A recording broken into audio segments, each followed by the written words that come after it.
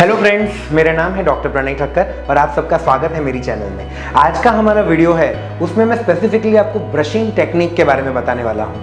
मेरे कई पेशेंट्स से मुझे क्वेश्चंस पूछे हैं कि सर एक अच्छी ऐसी कोई ब्रशिंग टेक्निक बताइए जिससे यूज़ करने से हमारे दांतों में सडन लगने के चांस कम से कम हो। तो हमारे जब हम डेंटल की पढ़ाई करते हैं ना, उसमें स्पेसिफिक ये चीज़ हमें सिखाई जाती है। बहुत सारी टाइप की ब्रशिंग टेक्निक्स होती है जिसमें मॉडिफाइड बार्स, मॉडिफाइड विलियम्स वगैरह में आपको काफ़ी नाम पूरी लिस्ट आती है, लेकिन वो सब टेक्निक्स इतनी फीजिबल नहीं है जो हम रोज़मर्रा की लाइफ में यूज़ कर सकें।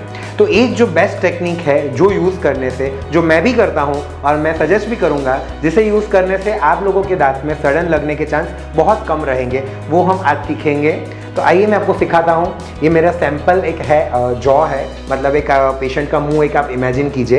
ये सारे दांत बने हैं और ये ऊपर नीचे के जबड़े हैं और ये मैं ब्रश से आपको सिखाऊंगा कि किस तरह इसे यूज़ करना है।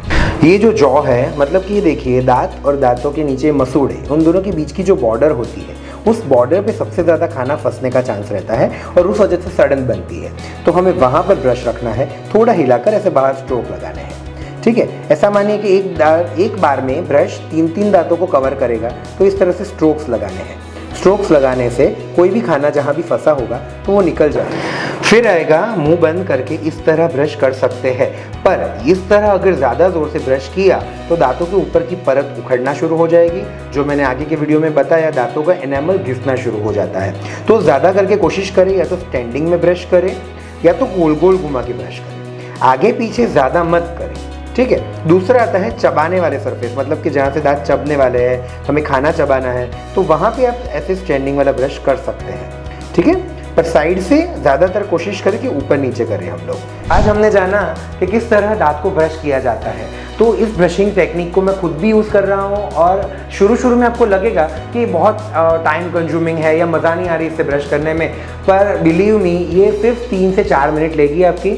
हाँ, ब्रश करते टाइम शुरुआत में थोड़ा थूक निकलता भी है, मतलब उड़ता है। अगर आप शीशे के सामने खड़े रह के कर रहे हो तो बेसिन पे या शीशे पे उड़ेगा, पर कुछ टेंशन लेने की ज़रूरत नहीं है। हमें ब्रश करते टाइम वॉक नहीं करना है, पूरे घर में टहलने नहीं जाना है, हमें बेसिन पे खड़े रह के ब्रश करना है, क्योंकि ज़्यादा इंपॉर्टेंट आपके दांत है। आप ब्रश अगर आपके दांत के लिए कर रहे हो तो उस पर ज़्यादा फोकस करें। और एक चीज़ हमेशा ध्यान में रखिए कि हम ब्रश दांतों के बीच में खाना फंसा है या वो सब साफ करने के लिए कर रहे हैं। ब्रश करने से किसी के दांत वाइट नहीं होते हैं। आप जोर जोर से घिसेंगे कि मेरे दांत चमकने लगे, वाइट हो जाए, वो आपके दांतों को, एनामल के लेयर को घिस के नुकसान करेगा।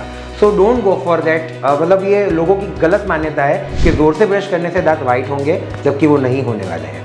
ठीक है, ये हुई ब्रशिंग टेक्निक। सेकंड जो मेन चीज़ आती है वो आता है टंग क्लीनर।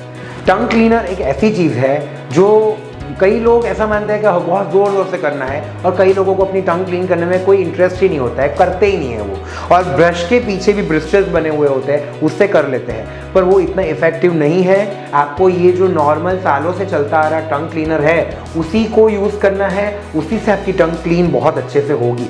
सबसे ज़्यादा बैक्टीरिया टंग के ऊपर होते हैं, तो हो सके उतना अच्छे से साफ करिए, और ज़ोर ज़ोर से मत करिए कि टंग में से खून ही निकलना शुरू हो जाए। तो हो सके उतना इजीली करना है। तीसरा जो इंपॉर्टेंट चीज़ है वो आता है फ्लॉस। फ्लॉस एक्चुअली एक ऐसी चीज़ है जो इंडिया में इतनी ज़्यादा प्रेवेलेंट नहीं है। फॉरेन के कंट्रीज़ में तो लोग अपनी जेब में लेके घूमते हैं ये फ्लॉस। ये फ्लॉस स्पेसिफिकली यूज़ होता है दांतों के बीच में फंसे हुए खाने को निकालने के लिए। 2-3 तरह के अलग अलग फ्लॉस आते हैं। जो एकदम बेसिक सा फ्लॉस आता है डिब्बी, उसमें दोनों तरह से हम डोरी को पकड़ते हैं, उंगली में लपेट के इस तरह से फ्लॉसिंग करते हैं। पर ये आजकल बहुत मतलब इजीली कर नहीं पाते लोग, तो कम यूज़ करते हैं, इसलिए यूनिफ्लॉस वाले लोगों ने एक अलग से फ्लॉस निकाला है, आपको फोटो में दिख रहा है, वो आप खास यूज़ कर सकते हैं। वो ईजी टू यूज़ होता है और ये इतना महंगा भी नहीं है। तो टूथपिक मारना और यूज़ करना प्लीज़ बंद कर दीजिए, और ना कोई पिन विन कहीं कोई घुसेड़नी नहीं है। अगर फ्लॉस यूज़ करना है, अगर खाने फंस रहा है आपके दांतों के बीच में, तो आपको सिर्फ फ्लॉस ही यूज़ करना है। ठीक है। और पांचवी और आखिरी चीज़ आती है माउथ वॉश। माउथ वॉश मतलब कि कुल्ला करने के लिए एक दवाई वाला केमिकल। अब ये केमिकल आपको नुकसान नहीं करेगा, सिर्फ फ़ायदा ही करेगा, लेकिन आपको हर रोज़ या ऑल्टरनेट डे एक ही बार यूज़ करना है, इसे ज़्यादा यूज़ नहीं करना है। मुंह में लगे कोई भी बैक्टीरिया, दांतों के बीच में, जबान पे या मसूड़ों में, सब बैक्टीरिया पे असर करेगा। वो इवन मुंह से स्मेल आ रही होगी तो वो भी ये निकाल देगा। इसलिए माउथ वॉश यूज़ करना भी इतना ही इंपॉर्टेंट है। तो आज के लिए इतना ही। ऐसे अनेक और वीडियोस आपको अगर जानने हैं या देखने हैं तो मेरे चैनल को सब्सक्राइब करा के बेल आइकॉन का बटन दबाना ना भूलें। मुझसे अब तक जुड़े रहने के लिए धन्यवाद। फिर मिलते हैं अगले वीडियो में। Thank you.